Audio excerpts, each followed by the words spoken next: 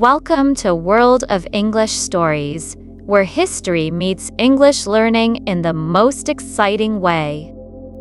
Today, we take you on a gripping journey through the life of one of history's most controversial and talked about figures, Adolf Hitler.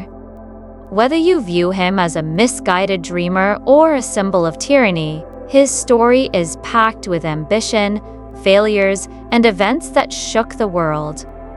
From a quiet child with creative dreams to the man whose actions led to a global catastrophe.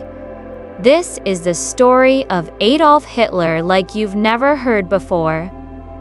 So, grab your headphones, sit back, and let this powerful tale improve your English and capture your mind till the very end. It all began on April 20th, 1889, in a small Austrian town named Braunau am Inn. A baby named Adolf was born to Alois and Clara Hitler. No one imagined that this boy would grow up to leave an unforgettable mark on the world. As a young child, Adolf was unremarkable. He loved sketching, spending time outdoors, and daydreaming about greatness. But his childhood wasn't easy. His father Alois was strict and often harsh. Alois wanted his son to follow a safe path, a government job like his own. But young Adolf had other dreams. "I want to become an artist," he would whisper to his mother. Clara supported him with love, but her words had little power over Alois. Adolf's early years were filled with tension and arguments. His father dismissed his dreams, often shouting, "Art won't feed you." Adolf would stay quiet, tears hiding behind his eyes. When Adolf was just 13, his father passed away suddenly. Some thought this would set him free, but it only left a void. He lost motivation. Once a bright student, he began skipping school. Teachers noted, "Adolf has talent, but he refuses to try." All he wanted to do was draw. After finishing school, he packed his bags and moved to Vienna, the artistic capital of Austria. "This is my chance," he thought. "I'll become a famous painter here." But life had other plans. He applied to the Academy of Fine Arts and waited with hope. The response broke him, rejected. The school told him his work lacked skill. He tried again the following year, only to be rejected once more. Crushed, jobless, and alone, Adolf's life spiraled. He lived in tiny, cold rooms and often slept on the streets. To survive, he painted postcards and sold them to passing tourists. Why is life so unfair? He often wondered. During this difficult time, another tragedy struck. His beloved mother, Clara, died. With no one left, anger began to grow inside him. He started blaming others for his misfortunes.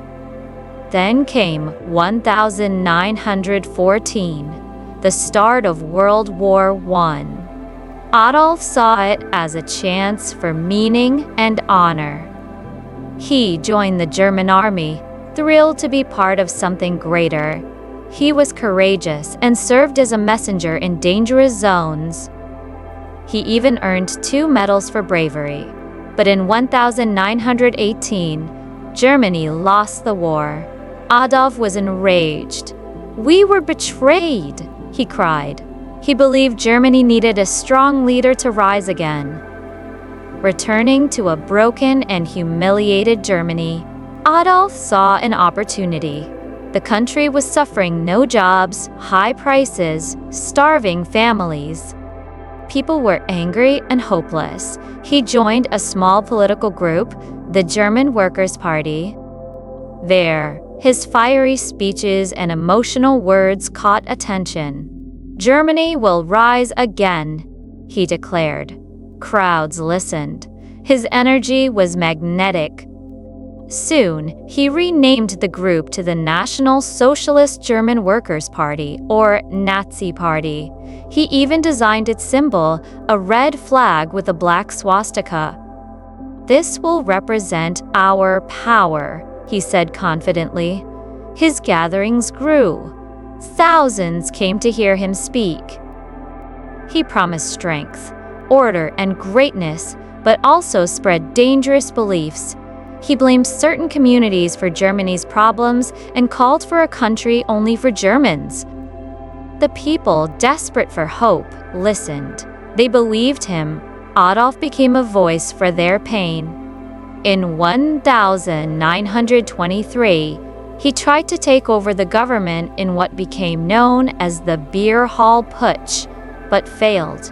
He was arrested and spent 9 months in jail. There, he wrote a book called Mein Kampf, My Struggle. It was filled with his visions for Germany and hateful ideas about those he saw as enemies. Surprisingly, the book became popular. Many people began supporting him. Once released, Adolf pushed harder. By 1933, he was appointed Chancellor of Germany, the most powerful position in the country. The people cheered. He promised jobs, hope, and a glorious future. And at first, he delivered. Roads were built, factories reopened, and the military grew. "He's saving Germany," the people said. But behind the scenes, he was building a dangerous empire. He controlled the media, shut down free speech, and silenced anyone who disagreed. He formed powerful groups like the SS and created Hitler Youth to train the next generation in Nazi ideology. The swastika flag was everywhere. "Germany is the greatest nation on earth," he shouted to massive crowds. They replied, "Heil Hitler." Then, in 1939, Adolf took his boldest step.